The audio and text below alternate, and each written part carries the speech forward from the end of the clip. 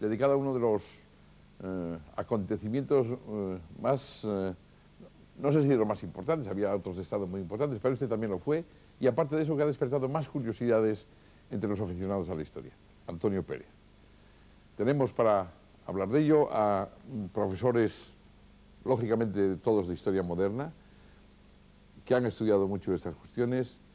En primer lugar, el profesor Gil Puyol, de la Universidad de Barcelona, el profesor Antonio Armillas, de la Universidad de Zaragoza, el profesor Martínez Millán, que mirad mi apunte porque tiene un libro en este momento que está en pleno, recién salido, digamos, y además con un éxito tremendo, que es la configuración de la monarquía de España, pero que aparte además sirve de introducción a un libro para especialistas, para eruditos, pero que los que tengan de ustedes afición yo les aconsejo leer también, que es el Cabrera de Córdoba famoso. Y el que no es profesor, creo yo, no lo sé si además es profesor, es Martín Mingarro, Luis Martín Mingarro, que es decano del Colegio de Abogados de Madrid, y además es el autor el que ha dado origen al escrito sobre el que se basa este documental y que puede dar también origen a discusión. Yo diría que empecemos por Antonio Pérez, los grandes personajes, los protagonistas del documental, ¿no? Es que son, bueno, el rey es protagonista en todos los capítulos, pero en fin, aparte de eso, Juan de Austria, diría yo, Escobedo, Antonio Pérez y la Éboli, ¿no? Y quizá nos dé tiempo después a la justicia de Aragón, que también me parece importante. ¿Quién quiere empezar? No veo más que historias de reyes, escribió Voltaire, prefiero las historias de los hombres. Esto sería ya para terminar aquí el debate, pero no. Creo que merece la pena el buscar quién es quién de todos estos asuntos y así ya rompo el hielo. ¿Quién es de origen? ¿Cómo llega allí? ¿Cómo adquiere tanto poder? ¿Y cómo lo pierde? ¿No? Como lo pierde se ve un poco en el documental, pero en fin, ¿cómo empieza eso? Esa historia. Yo mismo puedo hablar. Los cuatro personajes que hoy nos van a servir para dialogar, pues son personajes muy poderosos en la monarquía de Felipe II, están junto al rey y pertenecen a un mismo grupo político. Es decir, todos les guiaban unos mismos intereses, unos mismos ideales políticos y, por supuesto, intereses personales. El problema, frente a este grupo, había otro que surgió después, con Antonio Pérez, Rodrigo Vázquez, el conde de Chinchón, etcétera, pero todos pertenecen a un mismo grupo político. Lo que sucede es que, andando el tiempo, por una serie de circunstancias y por una serie de ambiciones, se van a enfrentar entre sí. El líder de ese partido, o de ese grupo político, era don Juan de Austria, que muy bien lo va a utilizar el Papa para conseguir poner nervioso al rey. ¿De qué manera? Pues exigiéndole o nombrándolo rey primero de Túnez, después quería casarlo con María Estuardo y nombrarlo rey de Inglaterra, etcétera, etcétera. Y junto a él se puso un secretario muy ambicioso, que fue Juan de Escobedo.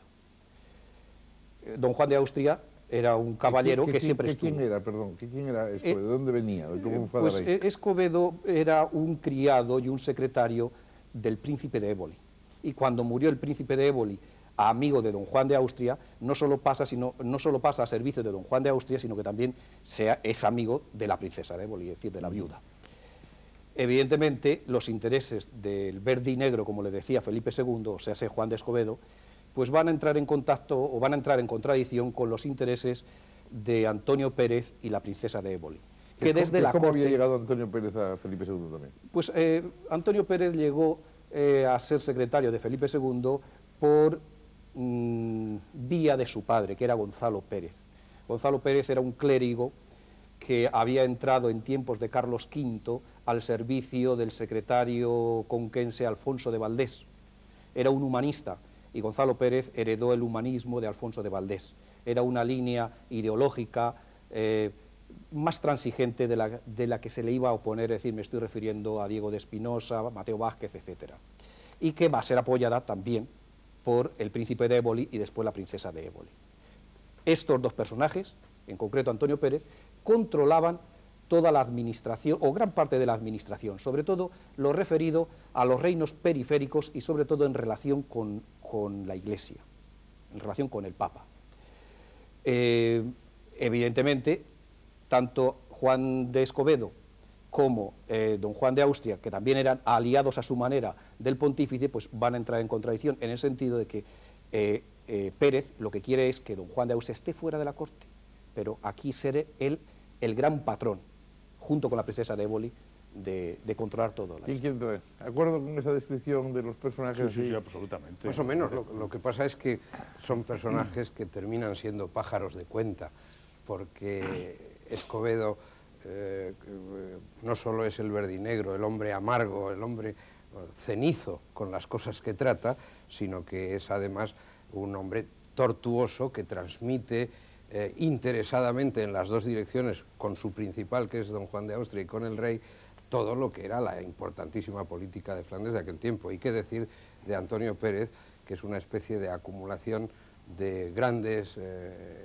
valores intelectuales y de una finísima percepción de muchas cosas, junto a la ambición y todos los males que nacen alrededor del poder, de manera que aquello choca luego y ya se acumularán sobre esta historia todos los males que vician las conductas humanas y sociales. Cuando hablan ustedes de ambición, hablan de ambición con respecto a otros grupos de la corte, porque supongo que nadie pretendería desbancar al rey de todos ellos, ¿no?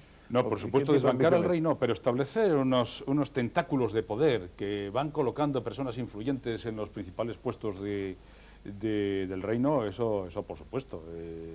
Vemos como pues, el partido al que se refería hace un momento el profesor Martínez Millán, que va a ser una de las personalidades más conspicuas, el conde de Chinchón, va colocando a todos sus familiares, porque son clientelazgos muy próximos, que luego, naturalmente, en cualquier momento que pueden pasar la factura correspondiente, tocar arrebato y formar todos una piña, ¿no? Esto además pone de relieve la característica del aparato público de aquella época, mucho menos maduro de lo que la idea convencional recibida acerca del rey burócrata y por extensión la monarquía hispánica como la delantera en este desarrollo burocratizador nos ha explicado. Sin duda, desarrollo burocrático lo había, pero en una situación mucho más fluida, mucho menos cristalizada de lo que pensamos, y es ahí donde las maniobras de los personajes tan influyentes repercuten en la vida pública. El peso de los personajes es siempre decisivo, pero en una situación burocrática menos madura de lo que pensábamos, todavía más. Sí, lo que pasa es que aprenden muy deprisa. Con un Estado que todavía no lo es, ya tienen la razón de Estado muy bien construida por los ideólogos del tiempo. No olvidemos que es de Guicciardini la primera vez que aparece la expresión en 1521, y que realmente articula toda una política de poder y abre el horizonte de aplicar la ley contra la ley, por ejemplo, el horizonte de buscar la excepcionalidad para salirse del cauce de la ley. Realmente la maduración iba mucho más desde la perspectiva de justificar las cosas que desde la perspectiva de que la estructura del Estado las justificara. Martín Mingarro relaciona aquellos tiempos con esto, lógicamente.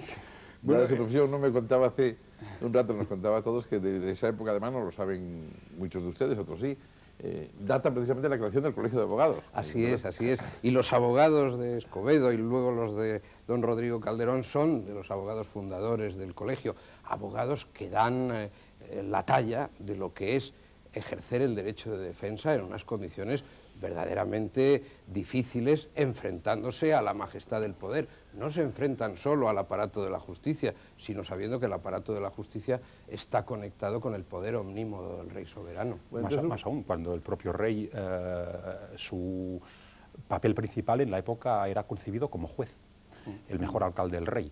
De tal modo que no era solo su majestad en este sentido convencional, era la encarnación misma de la justicia, el propio soberano. Es un tiempo en el que se está empezando a alumbrar la separación de los poderes de una manera muy tímida, muy tímida. El juez Coke en Inglaterra solo será 30 o 40 años después cuando pueda empezar a articular esa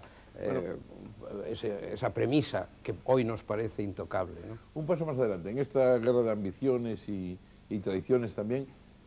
¿Qué hay de las tradiciones posibles o de tradición posible de Antonio Pérez, precisamente, de la famosa venta de documentos, secretos de Estado y demás a los enemigos del rey?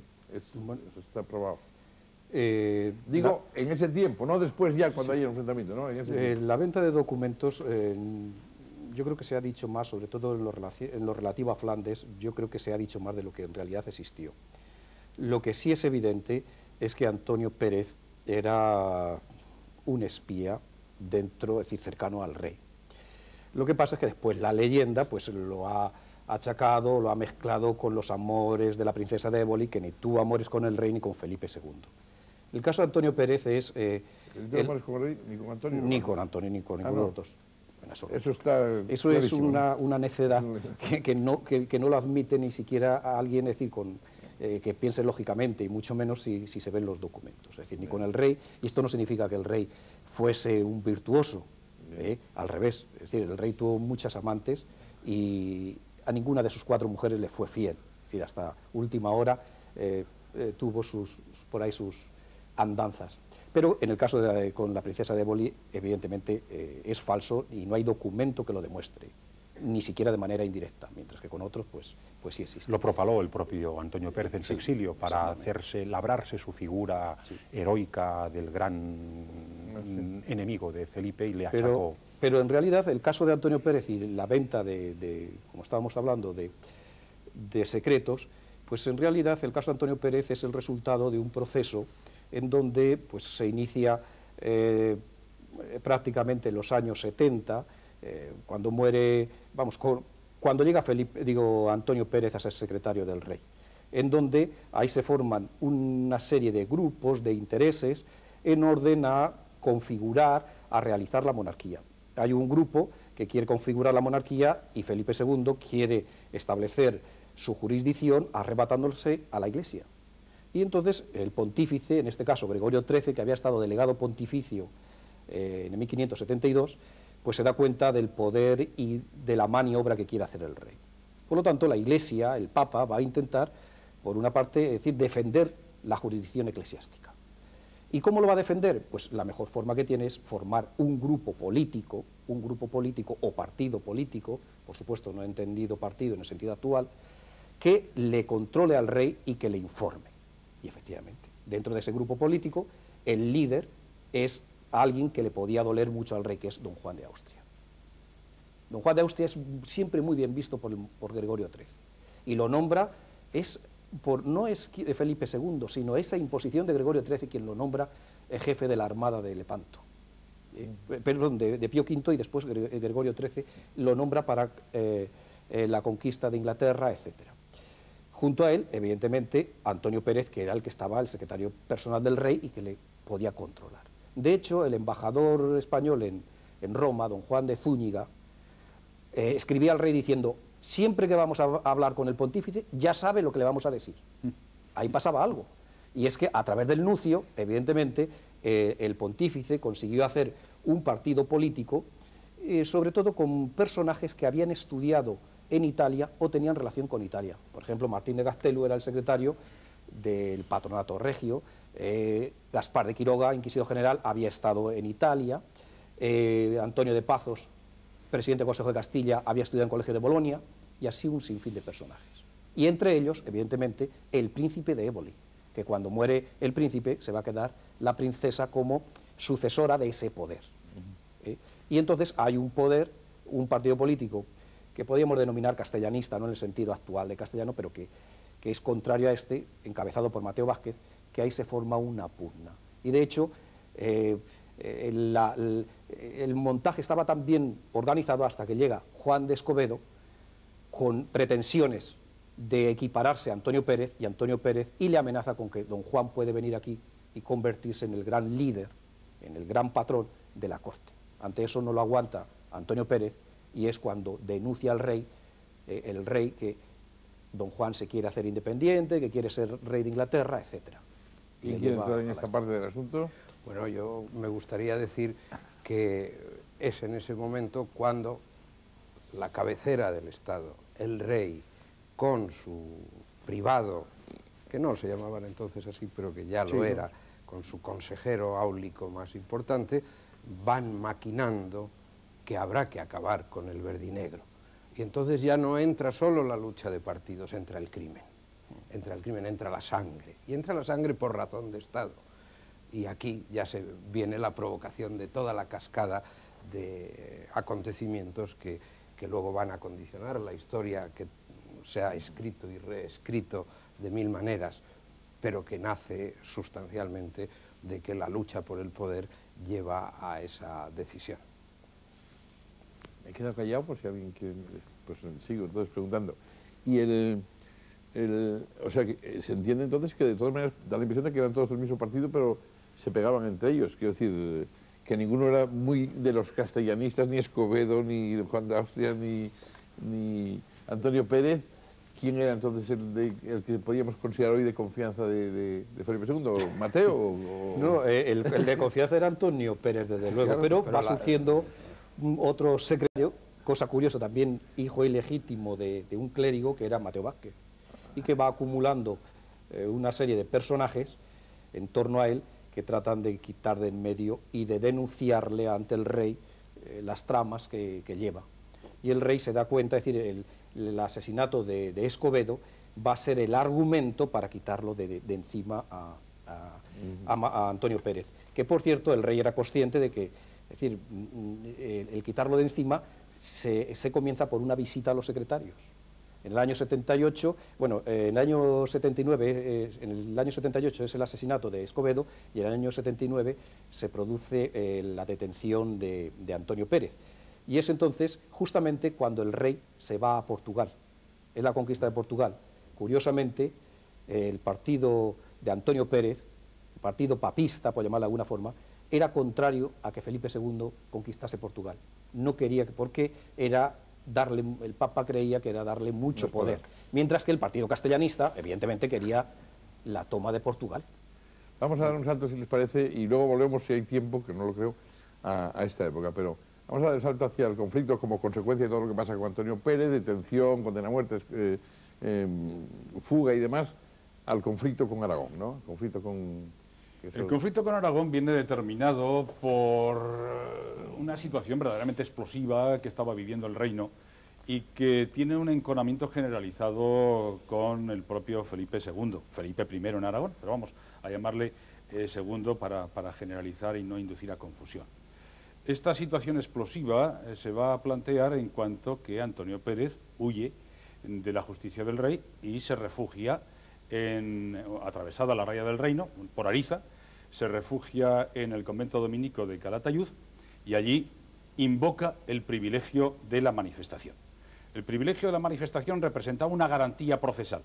A partir de ese momento, los ciudadanos, vamos a llamar así por entendernos, aragoneses, entendiéndose que son ciudadanos libres, o sea, no son vasallos de señorío, pasaban a tener una serie de garantías procesales, como que no podía serles aplicado tormento, que el propio justicia mayor del reino vigilaba la pureza del procedimiento, en fin, una serie de garantías muy modernas que venían siendo característica del régimen jurídico aragonés, un régimen jurídico que se apoyaba sobre todo en una gran literatura jurídica. Comentábamos hace un momento, y creo que es interesante decir aquí, que entre 1476 y 1592, por citar la fecha en que está la cresta de la ola del problema del reino con el rey, en Aragón se producen alrededor de 400 obras de carácter jurídico, bien generalista y que superan la instancia de parte, que han sido recogidas por un profesor de Historia del Derecho de la Universidad de Zaragoza, y de las cuales se editan alrededor de 250, lo cual da idea de la gran importancia que tiene todo el aspecto jurídico. Pero todo lo que se está gestando en el reino de problemas de índole económico, de inseguridad pública, de bandidaje, de animosidades, de banderías, todo esto pues, está creando una situación verdaderamente compleja y llega en esta especie de balde de gasolina Antonio Pérez a sacudir la ceniza no voy a decir un cigarro porque sería impropio en ese momento todavía, pero la explosión que se produce es enorme, ¿no? Y va a atraer una serie de gentes que tienen animosidades contra el rey. Es curioso profesor Gil Puyol ha estudiado esto de manera muy precisa, es curioso que a Calatayud va una auténtica peregrinación de gentes a traer, como si fuese un rey, dice el propio conde de Luna, a Antonio Pérez. ¿Qué representaba Antonio Pérez? No representaba algo muy sencillo, representaba el que ha levantado la voz contra el rey. Hasta ese momento nadie se había atrevido en el reino y ahora viene alguien perseguido por la justicia del rey y que va a encontrar el terreno propicio en Aragón. No, era para facilitar una expresión más de la época, efectivamente, no era ceniza, pero una centella. La expresión que cronistas aragoneses posteriores, a la hora de relatar aquellos sucesos, achacan a Antonio Pérez buena parte de la causa de semejante problema y lo tildan de la centella que vino a poner fuego, efectivamente, en una situación que era realmente explosiva. Era una situación realmente explosiva, pero que pienso que no hay que verla tan solo como la del rey de la monarquía hispánica con uno de sus reinos, que en parte era eso, por supuesto, pero también era la del rey de Aragón con su propio reino aragonés, porque Felipe I de Aragón era rey de Aragón. De tal modo que el conflicto no es solo, digamos, monarquía española-Aragón, que en parte lo era, porque el punto de vista que adoptó Felipe II, naturalmente, era el del conjunto de la monarquía española, pero también es un conflicto interno aragonés, el del rey de Aragón con su propio reino. Se establece, se generaliza la conciencia de que Aragón no tiene el trato que debería otorgársele por parte de su príncipe, del rey Felipe, que los asuntos aragoneses son desconocidos en la corte. En buena parte hay algo de esto y quiero referirme a dos citas concretas.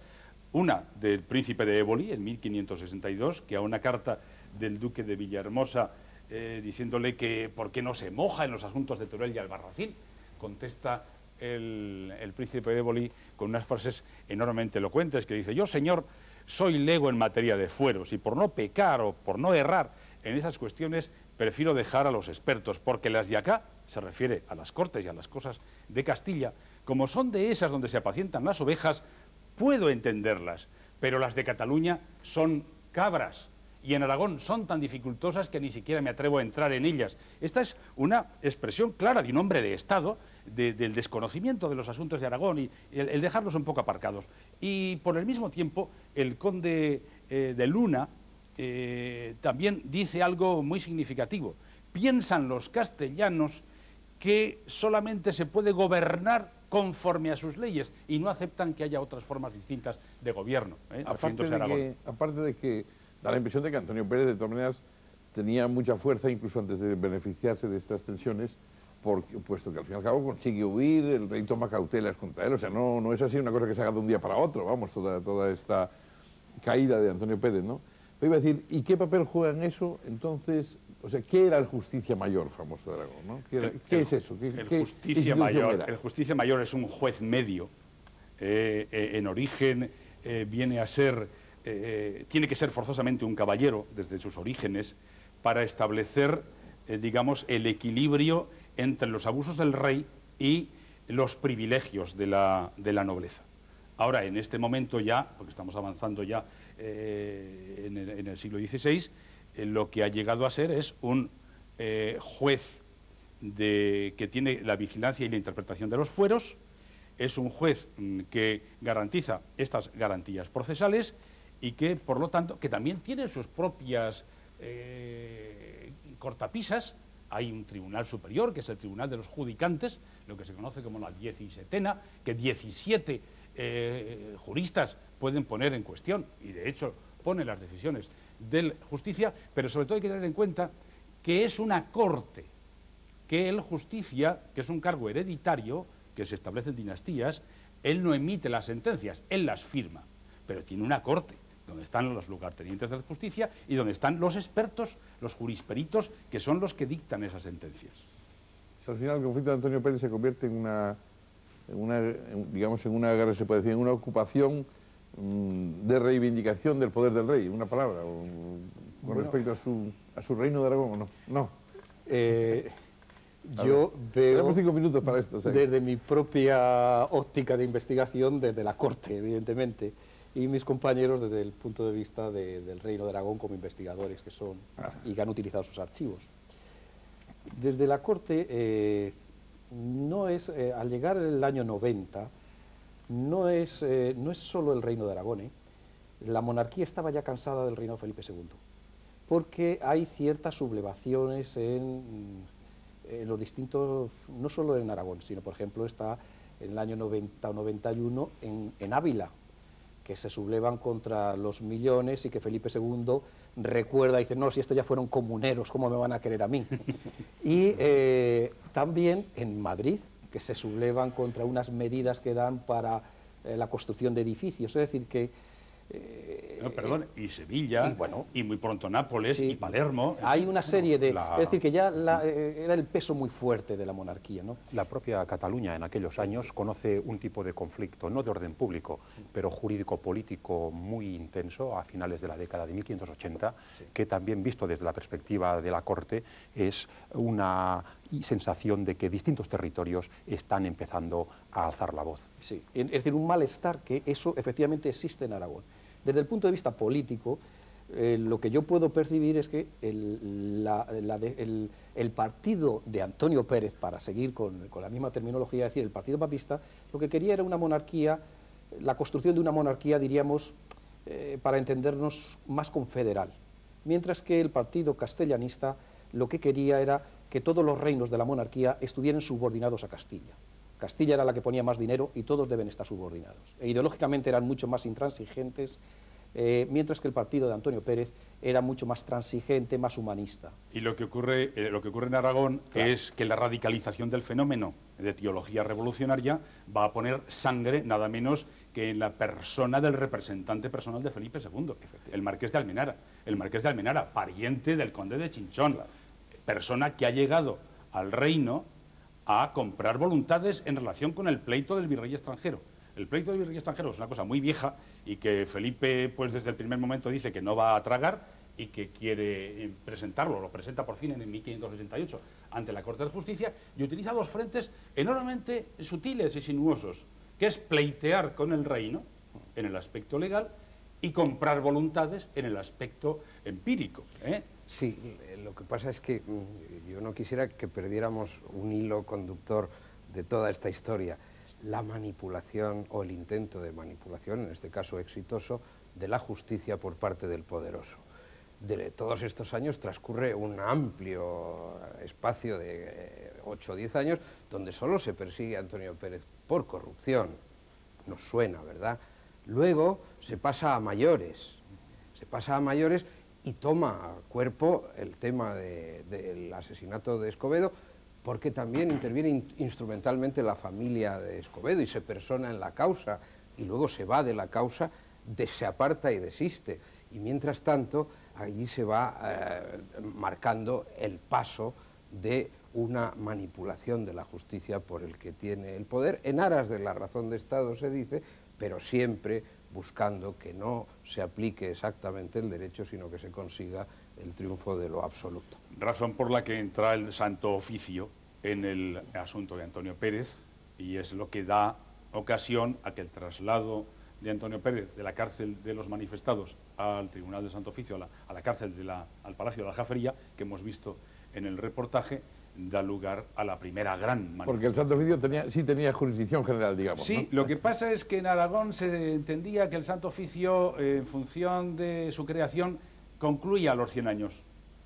Y la gente pensaba que no había sido una revuelta contra el Santo Oficio, porque naturalmente el Santo Oficio no era querido en Aragón, pese a que, como es lógico, tiene también sus familiares, su estructura de la familiatura, y eso va a dar ocasión, sobre todo el segundo motín, la muerte del Marqués de Almenara en el primer motín del 24 de mayo, el segundo motín el 24 de septiembre, la muerte del Justicia Mayor y heredando la magistratura un joven de 22 años, que va a cumplir pronto 23, que es Juan de Lanuza V, que no va a poder resolver nada más que continuar la inercia de los acontecimientos, y eso dará lugar a la gran hecatombe y a la entrada contrafuero del ejército del rey. Hasta aquí hemos llegado.